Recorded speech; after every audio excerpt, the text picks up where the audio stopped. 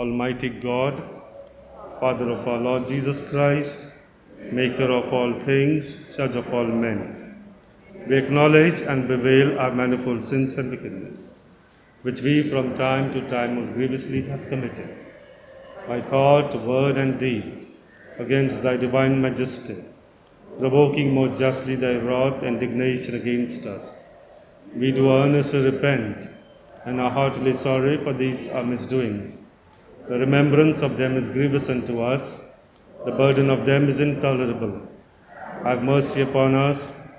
Have mercy upon us, most merciful Father, for thy Son, our Lord Jesus Christ's sake.